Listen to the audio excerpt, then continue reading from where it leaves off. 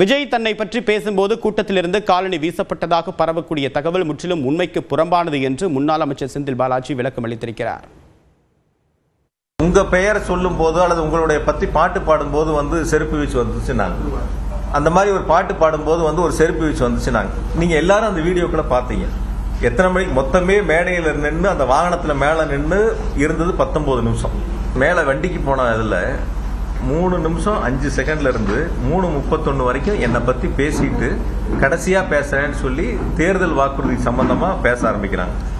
5:35க்கு கரூர் விமான நிலையத்தை பற்றி திரும்ப பேசுகிறாங்க. பேச ஆரம்பித்த பேச்சிலிருந்து 6 மணிக்கு மயங்கி விழுந்தவங்களுடைய பகுதியிலிருந்து முதல் செருப்பு அந்த செருப்பை வீசுகிறாங்க. இது பேச ஆரம்பித்து 6வது நிமிஷத்தில் அந்த சம்பவம் நடக்குது.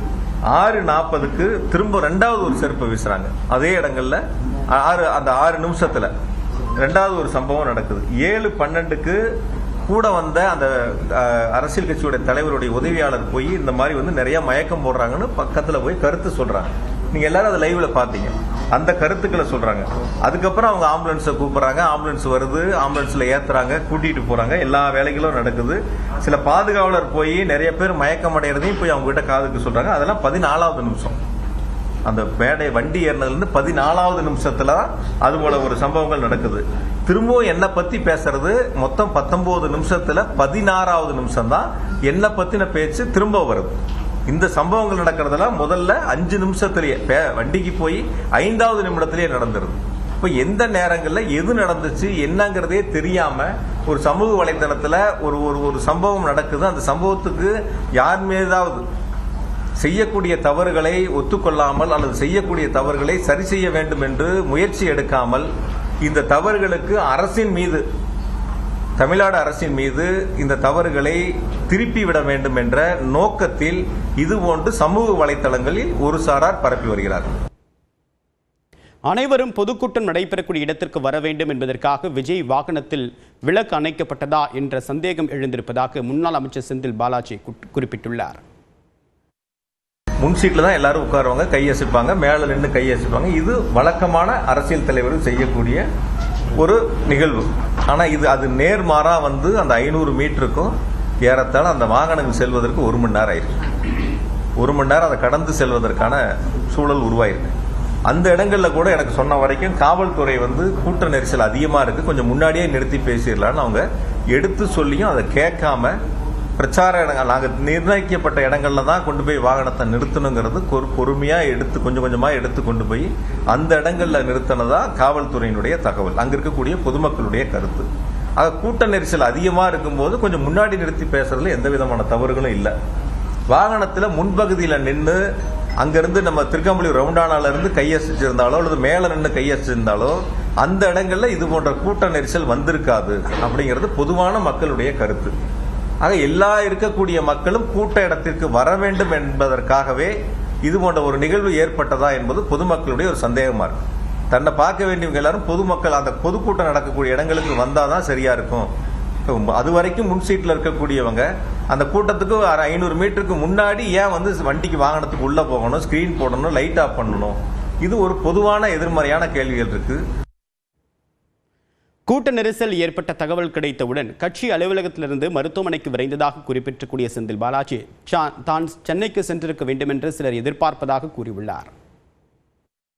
என்ன கேக்குறீங்க, எப்படி பாதிக்கப்பட்ட உடனே அவர் மருத்துவமனைக்கு போனார்? நான் இந்த கட்சி ஆட்சியில் தான் இருக்கேன், இங்கே தான் இருக்கேன். எங்களுடைய பகுதி செயலர் ஒன்றிய செயலர் கூட்டம் 6 மணிக்கு என்னோட ரவுண்ட் டேபிள் நிர்வாகிகள் இந்த நிகழ்ச்சி இன்னைக்கு போற சம்பவமான நிகழ்ச்சி சம்பந்தமா என்னோட கிட்டத்தட்ட ஒரு 3/4 மணி நேரம் 1 மணி நேரம் என் கூட பேசிட்டு இருக்காங்க என் வீட்டில். அதை முடிச்சுட்டு நான் கட்சி ஆஃபீஸ் வரேன். இங்க இருக்கும்போது எனக்கு தகவல் வருது, இந்த மாதிரி பாதிக்கப்பட்டிருக்காங்க, மருத்துவமனைக்கு நீங்க போங்கன்னு சொல்றாங்க.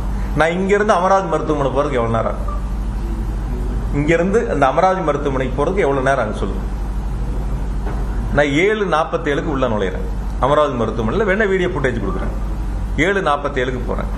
அதே அதிமுக சேர்ந்த மாவட்ட செயலர் 8:10க்கு மருத்துவக் கல்லூரி மருத்துவமனைக்கு போறாங்க. இப்ப நான் போகும்போது மருத்துவமனையில கூட எல்லா கட்சியை சேர்ந்த சில சகோதரர்கள் அங்க இருந்தாங்க. ஆம்புலன்ஸ் வண்டி வரும்போது அந்த வரக்கூடிய பாதிக்கப்பட்டவங்களை இறக்கி உள்ள கொண்டு போய் மருத்துவமனையில சேர்த்து உதவி செய்யக்கூடிய சம்பவங்களை எல்லாரும் ஈடுபட்டு இருந்தாங்க. அதனால பாதிக்கப்பட்டு தகவல் தெரிஞ்சவொடனே இப்ப என்ன டிக்கெட் போட்டு சென்னைக்கு போக சொல்றீங்களா?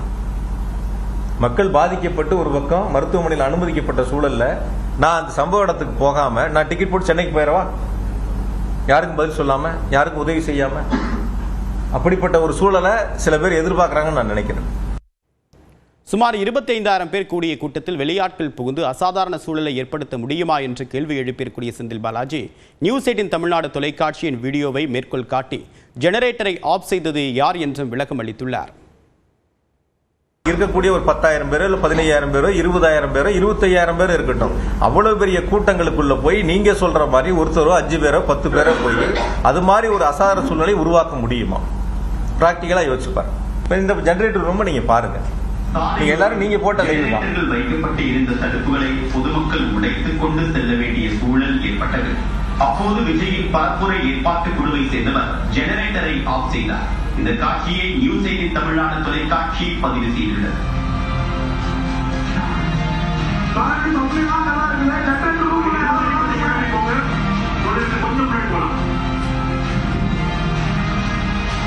அதாவது இந்த வீடியோ நீங்க பாக்குறீங்க, வெளியில நிக்கிற கூட்டம் இருக்கு. ஜெனரேட்டர் ரூமை சுத்தியும் பாதுகாப்பா தகர வச்சு அடைச்சிருக்காங்க. வெளியில கூட்டம் இருக்கு. கூட்ட நெரிசல் ஏற்படுகின்ற பொழுது அதை தாங்க முடியாம அந்த கும்பல் வந்து அந்த தடுப்புகளை உடைச்சு உள்ள வர்றாங்க. உள்ள வரும்போது அந்த ஜெனரேட்டர் அங்க யார் அந்த ஜெனரேட்டர் ஏற்பாடு பண்ணாங்களோ, இன்னும் கூட நான் அதை விளக்கமா சொல்றேன். இந்த ஜெனரேட்டர் ஆஃப் ஆகும்போது கூட ஸ்ட்ரீட் லைட் ஆஃப் ஆகல. இந்த ஜெனரேட்டர் ஆஃப் ஆகும்போது என்ன ஆகுதுன்னா, அவங்க கூடுதலா போட்ட லைட் இருக்கு இல்லையா, அது மட்டும் தான் ஆஃப் ஆயிருக்கு. எந்த இடங்களையும் வந்து அப்ப கூட வந்து இபி சப்ளை கட் ஆகல, ஸ்ட்ரீட் லைட் ஆஃப் ஆகல. அது நீங்க ரொம்ப தெளிவா பாருங்க. கரூரில் நடைபெற்ற தாவேகா பரப்புரை கூட்டத்தில் ஜெனரேட்டரை அணைத்தவரை காவல்துறையினர் விசாரணைக்கு அழைத்துள்ளனர். கரூரில் நடைபெற்ற தாவேகா பரப்புரை கூட்டத்தில் கூட்ட நெரிசலில் சிக்கி 41 பேர் பரிதாபமாக உயிரிழந்தனர். பலர் படுகாயமடைந்து மருத்துவமனையில் அனுமதிக்கப்பட்டனர். இந்த சம்பவம் தொடர்பாக காவல்துறையினர் தீவிர விசாரணையில் ஈடுபட்டுள்ளனர். இதனிடையே தாவேகா பரப்புரை கூட்டத்தில் ஜெனரேட்டர் அணைக்கப்பட்டது குறித்த சந்தேகங்கள் எழுந்தன. இந்நிலையில் ஜெனரேட்டர் அணைக்கப்பட்ட தொடர்பாக நியூஸ் 18 தொலைக்காட்சியின் வீடியோ ஆதாரங்களை வைத்து காவல்துறையினர் விசாரணையை தொடங்கியுள்ளனர். ஜெனரேட்டர் மற்றும் மின் விளக்குகளை ஏற்பாடு செய்த நிறுவனத்திடமும் விசாரணை மேற்கொள்ள திட்டமிட்டுள்ளனர். அதன் ஒரு பகுதியாக ஜெனரேட்டர் ஆபரேட்டராக பணியில் இருந்தவரிடம் காவல் ஆய்வாளர் தலைமையிலான குழு விசாரணை நடத்த முடிவெடுக்கப்பட்டுள்ளது. இதனிடையே ஜெனரேட்டரை அணைத்தவரை அடையாளம் கண்டக்கூடிய காவல்துறை அவரை விசாரணைக்கு அழைத்துள்ளது. விஜயின் அடுத்த 2 வாரங்களுக்கான மக்கள் சந்திப்பு நிகழ்ச்சிகள் ஒத்திவைக்கப்படுவதாக தாவேகா தலைமை அறிவித்துள்ளது. இது தொடர்பாக எக்ஸ் பக்கத்தில் பதிவேற்றக்கூடிய தாவேகா தலைமை சொந்தங்களை இழந்த வேதனையிலும் வருத்தத்திலும் இருப்பதாகவும், இதனால் தாவேகா தலைவர் விஜயின் அடுத்த 2 வாரங்களுக்கான மக்கள் சந்திப்பு நிகழ்ச்சிகள் தற்காலிகமாக ஒத்திவைக்கப்படுவதாகவும் தெரிவிக்கப்பட்டுள்ளது. மக்கள் சந்திப்பு தொடர்பான புதிய விவரங்கள் விரைவில் அறிவிக்கப்படும் என்றும் விஜயின் ஒப்புதலோடு இதனை தெரிவித்துக் கொள்வதாகவும் தாவேகா தலைமை குறிப்பிட்டுள்ளது. முன்னதாக வேலூர், ராணிப்பேட்டை, கடலூர், புதுச்சேரி ஆகிய இடங்களில் அடுத்த 2 வாரங்களுக்கு விஜய் பரப்புரை மேற்கொள்ள திட்டமிட்டிருந்தது குறிப்பிடத்தக்கது.